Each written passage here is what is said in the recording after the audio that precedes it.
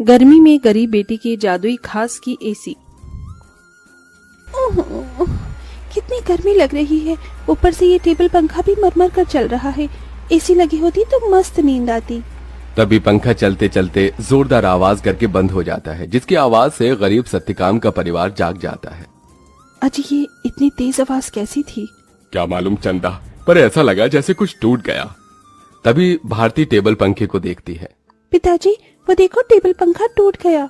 पंखा टूटा देखकर पूरा परिवार दुख जताने लगता है। हे भगवान, ये क्या, एक और परेशानी बढ़ा दी तूने हम गरीबों पर। ये टेबल पंखा ही तो इस गर्मी में हमारा इकलौता सहारा था। अब तो इस गर्मी में हम बेहाल हो जाएंगे। कितना कहता था मैं कि दिन में पंखा बंद रखा करो, सारा दिन तो चलता रहता था। अब दिन रात चलेगा, कोई भी चीज तो खराब तो होगी ही ना। एक एक पाई जोड़ कर लिया था ये पंखा, अब कहाँ से लाऊंगा तुम्हारे नए पंखे का दाम। इसीलिए तो कहती हूँ पिताजी कि घर में एक एसी लगवा दो, गर्मी भी नहीं लगेगी और नींद भी अच्छी आएगी। ये सुनकर गरीबी से झुंझलाया सत्यकाम अपनी दूसरी बेटी भारती को डांट लगाते हुए बोला, अरे चुप कर तू भारती, तेरा बाप कोई सर्विस वाला थोड़े है जो लाख रुपए महीना कमाता है। जब देखो एसी एसी एसी कहते रहती है। ये एसी सोफा सब अमीरों के घरों में होता है, हम गरीबों की औकात में नहीं है खरीदना। अजी अब जाने भी तो बच्ची है। अब ही चलो सब सो जाओ। आस पड़ोस वाले भी इतनी रात में हम गरीबों के घर में से हल्ला गुल्ला होता सुनेंगे तो क्या कहेंगे।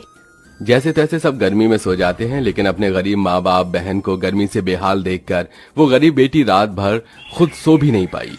अरे सुबह हो गई, जल्दी से साफ सफाई कर लेती हूँ, फिर बाबा के लिए चाय भी बनानी है। घर में झाड़ू लगाकर जब वो घर के बाहर आकर देखती है तो आम के पेड़ से पूरे आंगन में पत्ते ही पत्ते बिखरे थे और पेड़ पर फल लगने को थे, जिसे देखकर वो खुश हो गई।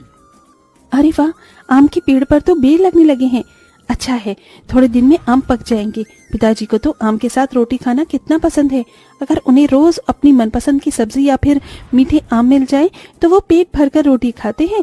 लेकिन इस गरीबी में नमक रोटी और चटनी रोटी खाकर ही गुजारा करना पड़ रहा है। इस घर की बड़ी बेटी होते हुए भी मैं अपने गरीब माँ बाप के लिए कुछ भी नहीं कर पा रही हूँ। मेरे प्यारे आम के पेड़, मैं उनके लिए कुछ करना चाहती हूँ। खास करके भारती की ख्वाहिश है कि हम अपने घर में एसी लगवाएं। सबसे पहले मैं अपनी कमाई से अपने घर में एसी लगवाऊंगी। गीतू रोज ही अपने आंगन में लगे उस आम के पेड़ से अपना सुख दुख बांटती थी। वो पेड़ जैसे उसके परिवार का हिस्सा बन चुका था, क्योंकि गीतू ने 5 साल की उम्र में आम की गुठली बोई थी और हर दिन उसमें खाद पानी डालती, जिससे आज पेड़ इतना विशाल और फलदार था। पेड़ के नीचे हर कुछ दिनों में घास उगाती, जिसे गीतू जुगाड़ लगाकर कभी घास की चटाई तो कभी कालीन बुना करती थी।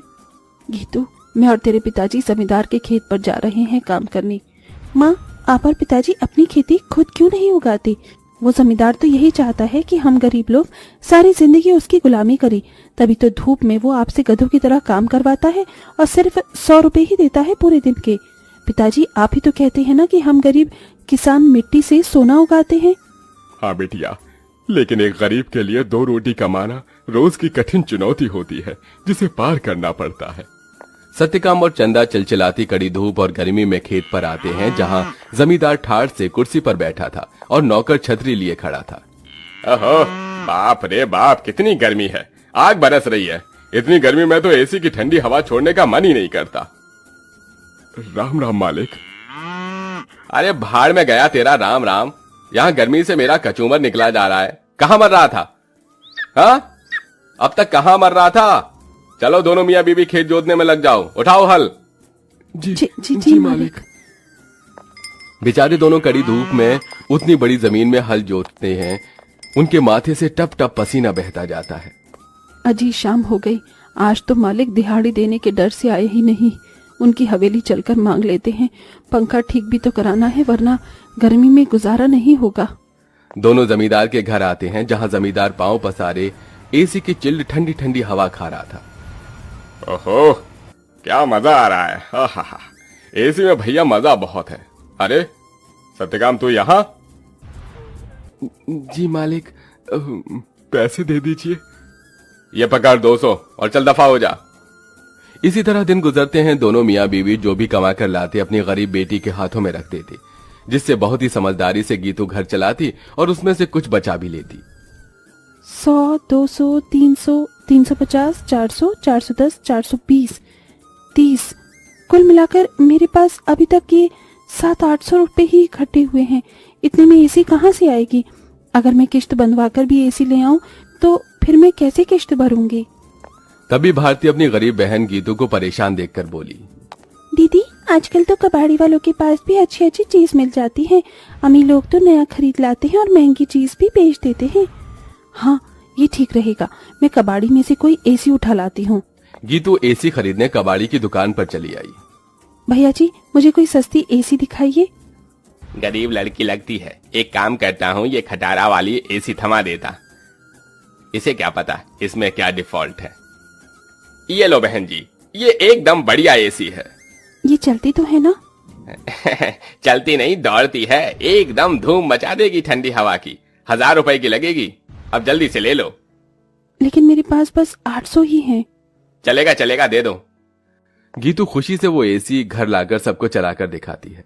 माँ, पिताजी देखो, आपकी गरीब बेटी एसी खरीद कर लाई है 800 में। अब हमें गर्मी में नहीं सोना पड़ेगा। मगर ये चल क्यों नहीं रही? 800 में कोई एसी देता है भला क्या? पैसे फंसा कर आई है जाकर। सब मुंह बनाकर सो जाते हैं और गीतू पेड़ के पास आकर रोने लगी। मेरे प्यारे आम के पेड़, वो कबाड़ी वाला मुझ गरीब के पैसे खा गया। ये एसी चल भी नहीं रही। मुश्किल से 1-1 रुपया इकट्ठा किया था। गीतू को रोते देखकर पेड़ बोलने लग जाता है। गीतू, तुम रो रही हो? रो मत, मैं तुम्हारी एसी को जादुई एसी बना देता हूँ। क्या सचमुच में ऐसा हो सकता है? तभी पेड़ जादू करता है और जमीन पर ढेर सारे घास उगाते हैं जो बहुत चमक रही थी। गीतू, इस जादुई घास को मैंने अपनी शक्ति से उगाया है। इसे एसी में लगा दो, ये एसी जादुई हो जाएगी। गीतू बिल्कुल वैसा ही करती है। तभी घास का एसी बनकर पूरा होते ही सुनहरी चमक से भरकर चल पड़ता है और पूरे घर को बर्फ के जितना ठंडा कर देता है। माँ, पिताजी, भारती देखो, एसी चलने लगी। पूरा गरीब परिवार घास के एसी को चलते देखकर चौंक जाते हैं। अरे देखो चंदा, हमारी बिटिया ने घास की एसी बनाई है। हाँ जी, लेकिन ये घास की एसी कैसे चल रही है? ये एसी कूलर तो बिजली से चलते हैं। तभी जादुई घास एसी के आंख कान मुंह बन जाता है। एसी इठलाकर बोला, क्योंकि मैं जादुई घास का एसी जो हूँ। ये लो, जी भर के खूब ठंडी हवा खाओ। अरे वाह दीदी, क्या धांसू एसी बनाई है। हम गरीबों जैसे घास की एसी है। एसी तो बड़े बड़े अमीरों के घर में भी नहीं होगी। अब हम गर्मी में एसी की ठंडी हवा में सोएंगे। तभी चंदा रोते हुए बोली, बिटिया, अगर दिन भर इस एसी की ठंडक में ही सोते रहेंगे तो कमाएगा कौन? बगैर खून पसीना बहाए पैसे थोड़ी मिलता है। ये कहते हुए चंदा रोने लगती है। तभी जादुई घास एसी में से ठंडी हवा के साथ नोट बरसने लगते हैं। लूट लो, लूट लो, जितने चाहिए लूट लो। देख क्या रही हो? अरे रामा, ये जादुई घास की एसी तो लक्ष्मी मैया का रूप है। चंदा देख, कैसे करारे करारे नोट दे रहा है ये एसी। क्योंकि मैं कोई मामूली एसी नहीं बल्कि जादुई घास का एसी हूँ। मैं तुम्हें हीरे जवाहरात सोना चांदी सब दे सकता हूँ। एसी के इस कथन को सुनकर गीतू ने उसे आजमाया। अगर ऐसा है तो हमें सोने चांदी के सिक्के देकर दिखाओ। तभी एक सुनहरी चमक के साथ जादुई घास एसी में से सोने चांदी के ढेर सारे सिक्कों की बारिश बरसने लगी। तुम तो सच में जादुई एसी हो। माँ, अब आपको उस जमींदार की गुलामी करने की जरूरत नहीं। अब हमारे पास जादुई घास का एसी है। दोनों मियाँ बीबी खुशी से फूट फूट कर रोए। चंदा देखो, अब हमें और दुख नहीं काटना पड़ेगा। ना किसी की ये गालियां खाकर गुलामी करनी होगी। ये जादुई घास की एसी हमें बंधुआई से छुटकारा दिलाने आई है हमारे घर।